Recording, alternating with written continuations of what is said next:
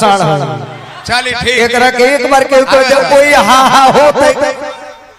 आवे अरहुआ उस साड़े के स्टेशन पे जितना केरा के छिलकोइया रही नटवा गाय वाला कह जे हुए हा हो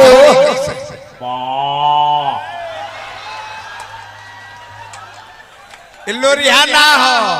इ नटवा साड़ काना बोल की गाय पर चढ़ी सब स्वागत करी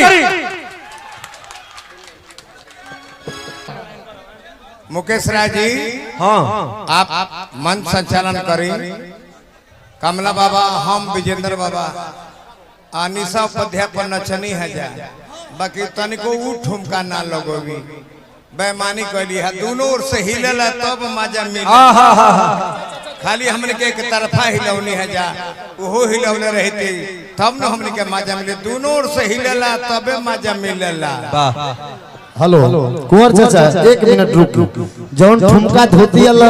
लगाई रुआ है ठार के मिट्टी वाला आरा बक्सर वाला उ ठुमका ना लगल हम दुखित हो गए रोज मंच पर तन मुझे स्पेस बनाई ओरिजिनल देखी कलाकारी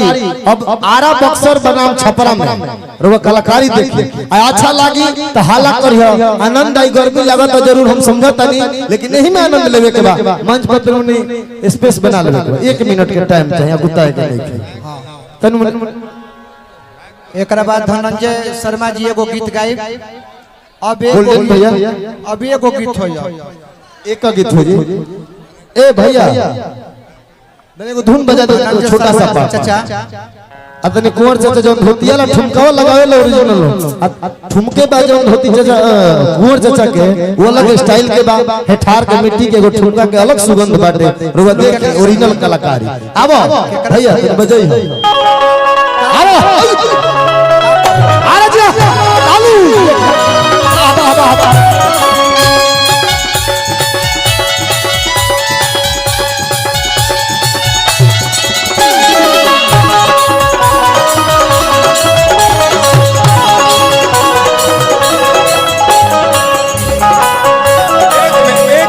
एक मिनट हो शर्मा नानू हम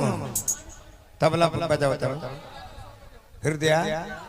हाँ हाँ देखो बहुत दिन पर देखने तोरा यही सब कहले कि रउआ सब मोटका है यही से कहले महाराज जी आई त तने आई रउरा आई बाबा आए सनम गम न कर हम भी तो कभी बाके थे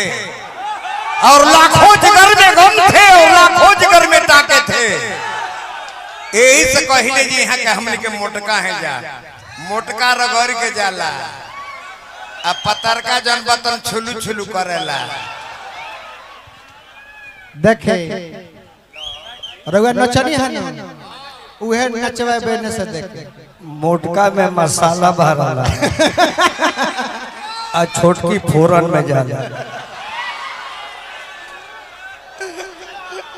ओई जे रही ताल उठाई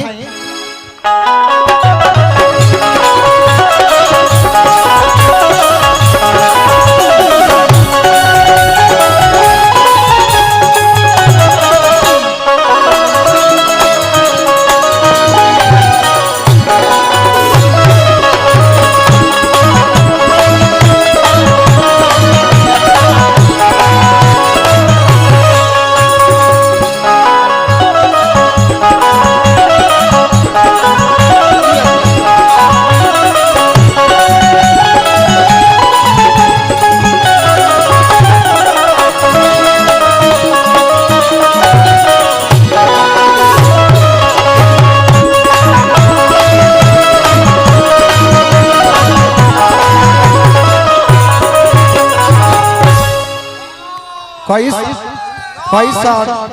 घर फटल की बाबा बाबा इतना सुंदर मरिए फाड़ दे ना नचनी हा ऐसा सुंदर नचनी हा कि विदेशिया का लौंडा लोग भी ऐसा ना नाचे। अरे वो नचनी हा बाकी विदेशिया का लौंडा के नाच नचनी हा ब्यास के नाच ना नचनी असली विदेशी